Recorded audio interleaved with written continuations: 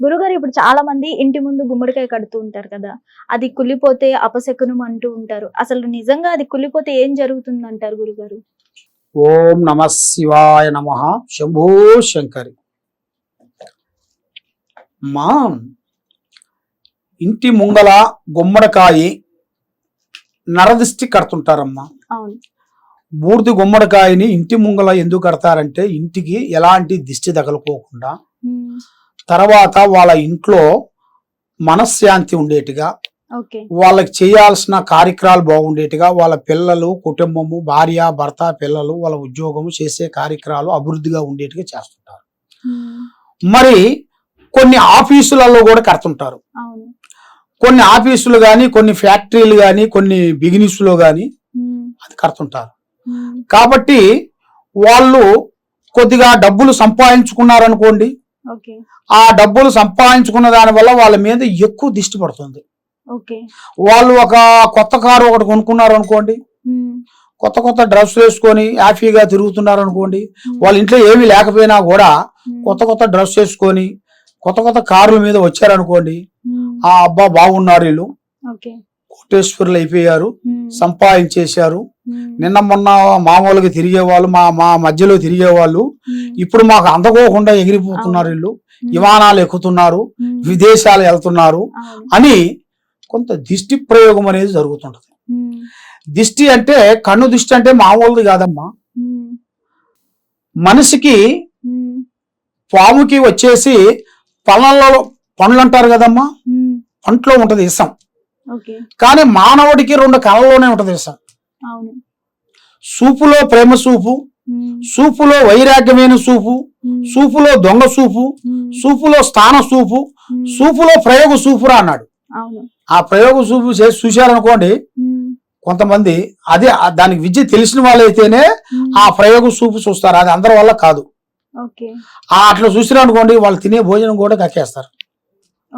అది మరి చిన్న చిన్న పాపలకి బొగ్గ సుక్క ఎందుకు పెడుతుంటారమ్మా? నల్ల కాటిక, బొగ్గ సుక్క కాలికి అరికాలికి పెడుతుంటారు. దేనికల్లంటే దిష్టి తగలకుండా. మరి మ్యారేజ్ అయ్యేటప్పుడు పెళ్లి కొడుకు పెళ్లి కూతురికి బొగ్గ సుక్క పెడుతుంటారు. దేనికని? దిష్టికి, అంటే దిష్టి తగలకుండా. అలాగ పెడుతుంటారు అన్నమాట. ఆ దిష్టి ప్రభావంలో అంత పవర్ ఉంటుంది. ఆ అంత పవర్ ఉంటుంది కాబట్టి ఇది గుమ్మడికాయ ఎందువల్ల అంటే అది ఇంటికి కట్టిన దాని వల్ల ఇంటికి అనేది శాంతం అనేది ఉంటుంది. అది ఎప్పుడు వాడిపోయి నీరే ఎప్పుడు కారిపోతుంటుందో ఆ ఇంటికి ఏదో ఒక అరిష్టం పెట్టినట్టుగా, ఆ ఇంటికి గాని, ఆ ఇంట్లో ఉండవలసిన పిల్లలకు గాని, లేదా వాళ్ళ చదువులో గాని, వాళ్ళ ఉద్యోగాల్లో గాని, వాళ్ళు చేసే బిజినెస్లలో గాని, కళ్యాణంలో గాని వాళ్ళ మీద ఆ దిష్టి ప్రభావం పడినట్టుగా అది మనకి ఒక ఫస్ట్ మనకి తెలిసిపోతుందన్నమాట. అంటే గుమ్మడికాయ కుళ్ళిందంటేనే ఒకటి దిష్టి పడిన, ఆ దిష్టి పడినట్టుగా మన మీద. అప్పుడు మనం జాగ్రత్త చేసుకోవాలి. జాగ్రత్తగా చేసుకొని మరి ఈ కుటుంబానికి తగిలిన ప్రాబ్లానికి ఏమి చేయాలి, ఎక్కడ పోవాలి, ఎక్కడ పోతే దీనికి మనకి పరిహారం దొరుకుతుంది అనేది తెలుసుకోవాలి. తెలుసుకొని అలాంటి పండితుల దగ్గరకు వచ్చి అడిగితే దానికి ఎలా జరుగుతుంది, దాని ఎందువల్ల అవుతుంది, అసలు సమస్య ఏమిటనేది మేము చూసి వాళ్ళ గురించి వాళ్ళ స్థితిగతులు చూడాలి. ముందు వాళ్ళ స్థితిగతులను చూసి వాళ్ళ యోగ చక్రాన్ని వేసేసి వాళ్ళ జన్మ చక్ర కుండలి వేసి చూస్తే వాళ్ళ మీద ఉండాల్సిన ఎఫెక్ట్ ఏమి ఉందో అనేది మాకు తెలిసిపోతుంది. అది ఎలాగంటే ఇప్పుడు మనకి రక్తం తీసి స్కాన్ చేస్తుంటారు. అలా స్కాన్ చేస్తే ఎలా తెలిసిపోతుందో ఒంట్లో ఉండాల్సిన వైరస్ ప్రాబ్లం ఎలా ఉందో, ఏ జబ్బు ఉంది, ఏ జబ్బు లేదు, ఎలా ఉంది అనేది ఎలా తెలిసిపోతుందో అలాగ మాకు తెలిసిపోతుంటది. ఎవరైనా సరే ఇంటి మీద గాని, కుటుంబం మీద గాని, పెళ్లి గాని వాళ్ళు గాని, మానసికంగా బాధపడే వాళ్ళు గాని, ప్రేమించిన వాళ్ళు కొంచెం దూరం కావటం గాని, ప్రేమించిన వాళ్ళు ఆటోమేటిక్ గా కొన్ని రోజులు ప్రేమించుకుంటారు, ఆటోమేటిక్ గా ఏదో ఒక చిన్న సమస్య వల్ల మ్యారేజ్ చేసుకోమనంటే వాళ్ళ ఇంట్లో కుదరక వాళ్ళు రకరకాలుగా వెళ్ళిపోయి వాళ్ళు ఎందువల్ల అంటే కొంతమందిని ఏం చేస్తుంటారంటే మ్యారేజ్ చేసుకోకుండా కొంతమందిని యూజ్ చేసుకుంటారు. అలాగ యూజ్ చేసుకున్న తర్వాత వాళ్ళు మ్యారేజ్ అనగానే వాళ్ళు ఏం చేస్తారంటే మా అమ్మ మా నాన్న ఉద్యోగం వచ్చినాక చేసుకోమంటున్నారు, అవును. మా అమ్మ మా నాన్న అప్పుడే చేసుకోవద్దంటున్నారు, ఒక 2 సంవత్సరాలు ఆగమంటున్నారు, నేను సెటిల్మెంట్ కావాలంటున్నారు అనేట్టుగా కొన్ని మాటలు చెప్పి తప్పించుకుంటారు అన్నమాట. అవును. అర్థమవుతుందమ్మా? అలాగా కొంతమంది దాంట్లో ఆడవాళ్ళు ఉన్నారు, మగవాళ్ళు ఉన్నారు. మగవాళ్ళే అలా చేస్తారని కాదు, ఇద్దరు ఉన్నారు, ఇద్దరు వర్తిస్తుంది.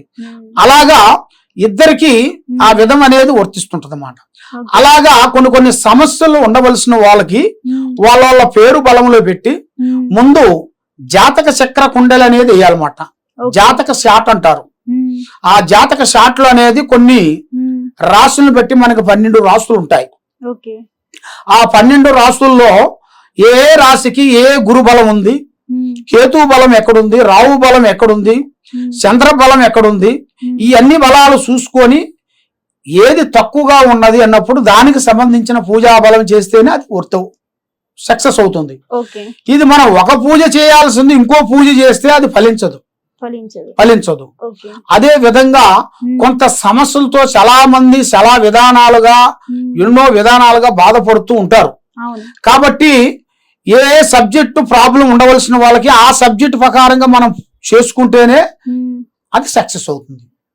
కాబట్టి ఇప్పుడు ఈ గుమ్మడికాయ విశేషంలో వచ్చేసి ఇలా ఉన్నది అంటే అది మనకి ముందు సిచ్యువేషన్. ఇప్పుడు నీకేం చెప్పాను, మన రక్తం తీసి ఎలాగ మనం స్కాన్ చేస్తే మనకి ఎలా తెలిసిపోతుందో అలాగే ఈ గుమ్మడికాయ కట్టిన దాని వల్ల ఇది ఎప్పుడు చెడిపోతుందో అప్పుడు మనకి అర్థమైపోతుంది. కుటుంబంలో ఉండవలసిన వాళ్ళకి ఏదో జరగబోతుంది, ఇంట్లో ఏదో చెడు రాబోతుంది, అంటే ఇంట్లో ఏదో అరిష్టం జరగబోతుంది అన్న ఒక సిచ్యువేషన్ అది.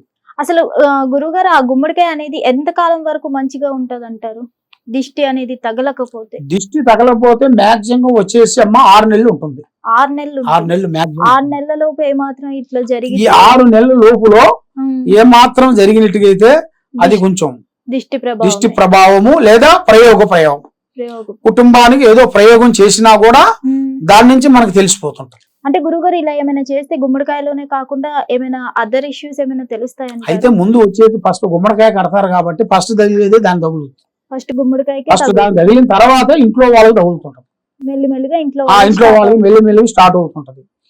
అందువల్ల మనకి ఆ ఎఫెక్ట్ పడినప్పుడే కుటుంబంలో పిల్లలకు గాని తల్లిదండ్రులకు గాని పెద్దవాళ్ళకి గాని సమస్యల మీద సమస్యలు ఎదురవుతుంటాయి.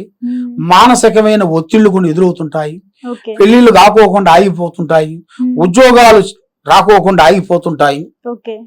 ఏది అనుకున్నా కూడా అది చేతికాడకు వచ్చి బ్రేక్ అయిపోతుంది. ఇస్తాను అంటారు, మీరు ఫోన్గానే ఎవరు గంటలో అయ్యే పని 3 గంటలు 4 గంటలు అవుతుంది. ఇప్పుడు మనకి అది గంటలు అయిపోతుంది. వేరే వాళ్ళు వెళ్ళారు అనుకోండి, 1 గంటలో టపటప టైప్ చేసి అది స్టాంప్ కొట్టి ఇచ్చేస్తారు. మీరు పోయారు అనుకోండి, అది 3-4 గంటల సర్వర్ ఆగిపోవడం, లేకపోతే ఏదో ఒక పని జరగటం, అక్కడ ఏదో ఒకటి ఆటంకం వచ్చేస్తుంది. ఆ ఆటంకం వల్ల కొన్ని లేట్ అయిపోతుంటాయి. ఆ విధంగా కొన్ని జరుగుతుంటాయి. కాబట్టి మనం కొన్ని ముందు తెలుసుకోవాల్సిన జాగ్రత్తలు మనం కొన్ని చేసుకోవాలి. గుమ్మడికాయ కుళ్ళినప్పుడే చేసినప్పుడు మాలాంటి గురువుల దగ్గరికి వచ్చి అవి మనం తెలుసుకొని ఏం చేస్తే బాగుంటది అనేది మనం జాగ్రత్త పడాలి. జాగ్రత్త పడకోకుండా ఉంటే అది ముందుకు ఏం పని చేయలేము. అది. ధన్యవాదాలు. ఓం నమః శివాయ.